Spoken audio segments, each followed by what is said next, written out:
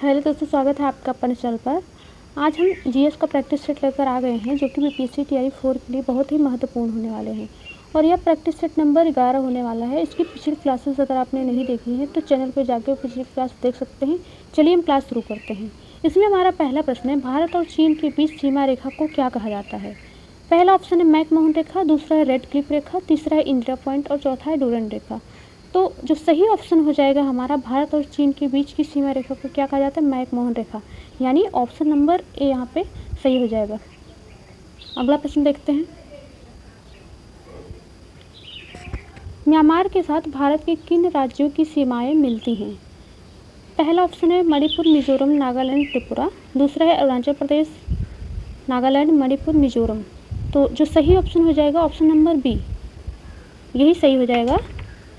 Myanmar के साथ अरुणाचल प्रदेश, नागालैंड, मणिपुर और मिजोरम की सीमाएं मिलती हैं। अगले प्रश्न पे चलते हैं। भारत की क्षेत्रीय सीमा तट से कितनी समुद्री मील प्रति किलोमीटर तक समुद्र की ओर फैली हुई है। इसमें पहला ऑप्शन है 10 समुद्री मील यानी लगभग 19.9 किलोमीटर, दूसरा है 16 समुद्री मील यानी लगभग 25.9 किलोमीटर और तीसरा है 12 समुद्री मील यानी लगभग 21.9 किलोमीटर और चौथा है उपयुक्त में से एक से अधिक। तो जो सही ऑप्शन हो जाएगा हमारा ऑप्शन नंबर सी, 12 समुद्री मील यानी लगभग 21.9 किलोमीटर सही हो जाएगा। अगला प्रश्न देख लेते हैं। कन्याकुमारी कहाँ स्थित है। तो कन्याकुमारी कहाँ स्थित है, तमिलनाडु में। तो ऑप्शन नंबर ए यहाँ पे सही हो जाएगा, तमिलनाडु। अगला प्रश्न देखते हैं। निम्नलिखित में से किसकी नेपाल के साथ सामान्य सीमा है। तो इसमें क्या है, नेपाल के साथ जो सीमा मिलती है किस किस राज्य की मिलती है, तो उत्तर प्रदेश, उत्तराखंड, बिहार, सिक्किम और पश्चिम बंगाल। तो ऑप्शन नंबर बी यहाँ पे सही हो जाएगा। नेपाल के साथ उत्तर प्रदेश, उत्तराखंड, बिहार, सिक्किम और पश्चिम बंगाल की सीमाएं मिलती हैं। अगला प्रश्न देख लेते हैं। संविधान सभा के संवैधानिक सलाहकार कौन थे। तो संविधान सभा के जो संवैधानिक सलाहकार थे वे थे वी.एन. राव, यानी ऑप्शन नंबर सी यहाँ पे सही हो जाता है। नेक्स्ट क्वेश्चन पे चलते हैं। किस शहर को आंध्र प्रदेश की राजधानी प्रस्तावित किया गया है। तो जो आंध्र प्रदेश की राजधानी प्रस्तावित किया गया था वह किया गया है अमरावती, यानी ऑप्शन नंबर बी यहाँ पे सही हो जाएगा, अमरावती। अगला प्रश्न देखते हैं। भारतीय संविधान लागू हुआ। तो जो भारतीय संविधान लागू हुआ था, कब लागू हुआ था, 26 जनवरी 1950 ईस्वी, यानी ऑप्शन नंबर सी यहाँ पे सही हो जाएगा। अगले प्रश्न पे चलते हैं। संविधान सभा की प्रथम बैठक कब हुई थी। तो जो संविधान सभा की प्रथम बैठक हुई थी वह हुई थी 9 दिसंबर 1946 ईस्वी। तो ऑप्शन नंबर ए यहाँ पे सही हो जाएगा, 9 दिसंबर 1946 ईस्वी। अगले प्रश्न पे चलते हैं। भारत के निम्नलिखित में से किस राज्य की सीमा बिहार में अधिकतम जिलों से लगती है। तो इसमें यहाँ पे दो ऑप्शन सही हो जाएंगे, उपयुक्त में से एक से अधिक, यानी option number D, Uttar Pradesh और झारखंड दोनों राज्य की सीमाएं कितने बिहार से लगती हैं, 8 जिलों की सीमाएं, यानी उत्तर प्रदेश के 8 जिले किससे लगते हैं, बिहार से, और झारखंड के भी 8 लगते हैं बिहार से। इस तरह यहाँ पे ऑप्शन नंबर डी सही हो जाता है। अगला प्रश्न देख लेते हैं। डॉक्टर राजेंद्र प्रसाद को संविधान सभा का सभापति कब चुना गया था। तो जो डॉक्टर राजेंद्र प्रसाद को संविधान सभा का सभापति चुना गया था वह चुना गया था दिसंबर 1946 ईस्वी। तो ऑप्शन नंबर डी यहाँ पे सही हो जाएगा। अगले प्रश्न पे चलते हैं। भारतीय संविधान को संविधान सभा द्वारा कब अंगीकृत किया गया था। तो जो संविधान सभा को अंगीकृत किया गया था वह किया गया था 26 नवंबर 1949 ईस्वी, यानी ऑप्शन नंबर ए यहाँ पे सही हो जाएगा, 26 नवंबर 1949 ईस्वी। अगले प्रश्न पे चलते हैं। भारतीय संविधान को अपनाया गया था, किसके द्वारा अपनाया गया था, संविधान सभा के द्वारा। तो ऑप्शन नंबर ए ही यहाँ पे सही हो जाएगा, संविधान सभा के द्वारा। अगला प्रश्न देख लेते हैं। निम्नलिखित में से किसको कैल्कोलिथिक युग भी कहा जाता है। पहला ऑप्शन है पुरापाषाण का, दूसरा है नवपाषाण काल, तीसरा है ताम्रपाषाण काल और चौथा है लौह युग।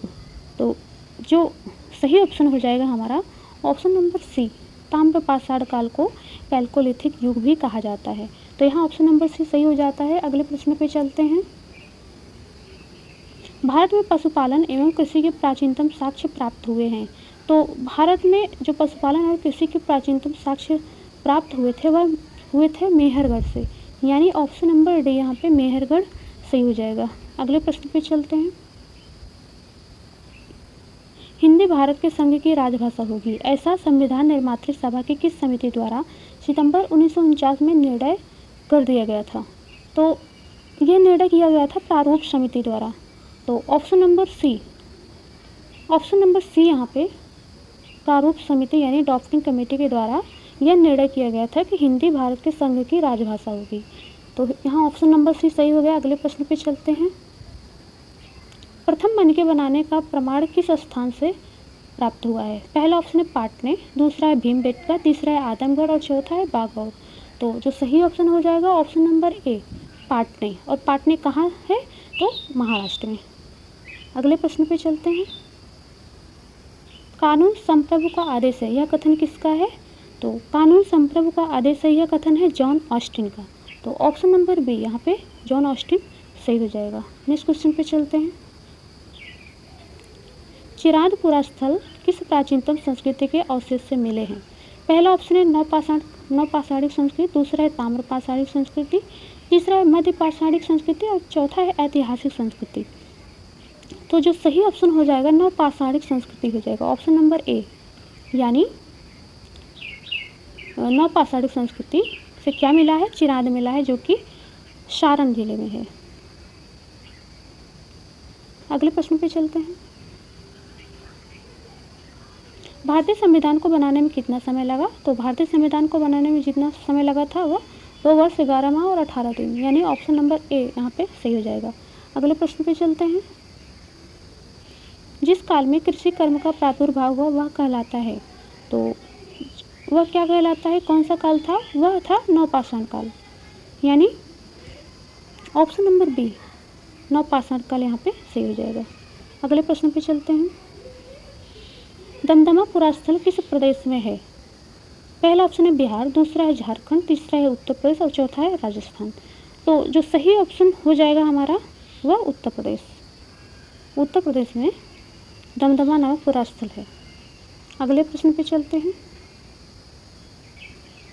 कश्मीर में पहलगांव किस नदी के किनारे बसा है?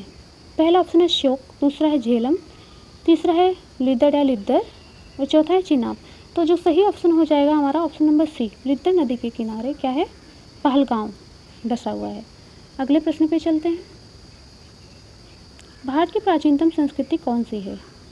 पहला ऑप्शन है पुरापाषाणिक संस्कृति, दूसरा है मध्य पाषाणिक संस्कृति, तीसरा है नवपाषाणिक संस्कृति और चौथा है वैदिक संस्कृति। तो जो सही ऑप्शन हो जाएगा हमारा ऑप्शन नंबर ए, पुरापाषाणिक संस्कृति भारत की प्राचीनतम संस्कृति है। अगले प्रश्न पे चलते हैं। भौगोलिक क्षेत्र की दृष्टि से भारत के निम्न जिलों में से कौन सा जिला सबसे बड़ा है?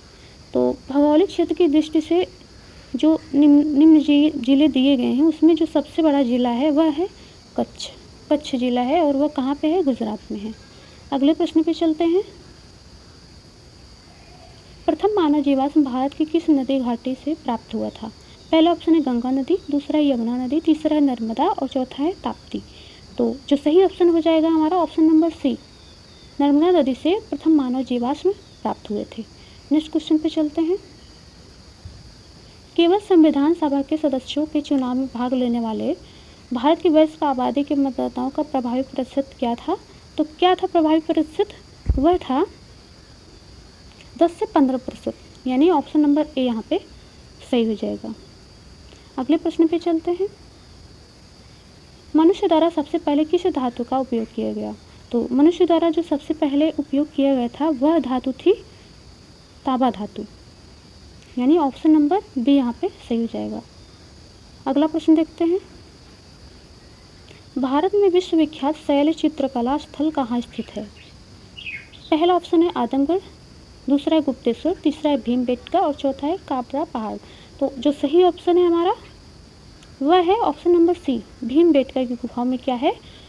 शैल चित्रकला का वर्णन किया गया है। अगले प्रश्न पे चलते हैं। निम्नलिखित कथनों में से कौन सा एक सही नहीं है? तो भारत में गुजरात में सबसे लंबी तटरेखा है, यह सही है। और दूसरा, भारत में इंदिरा गांधी नहर सबसे लंबी नहर है, यह भी सही है। भारत में कारव्यूर द्वितीय सबसे लंबी सुरंग है, यह क्या है? यह सही नहीं है। और चौथा है, भारत में कोवलम सबसे बड़ा समुद्र तट है, तो ये भी सही नहीं है। तो इस तरह यहाँ पे ऑप्शन नंबर सी और डी सही हो जाएगा, ये दोनों गलत हैं और ऊपर के दोनों सही हैं। तो इस तरह हमने यहाँ पे कुल 30 प्रश्न किए। अगर आपको ये क्लासेस पसंद आई हैं तो इसको ज़्यादा से ज़्यादा शेयर करिए और क्लास को लाइक करिए, चैनल को सब्सक्राइब कर लीजिए। मिलते हैं किसी अन्य क्लास में, तब तक के लिए धन्यवाद।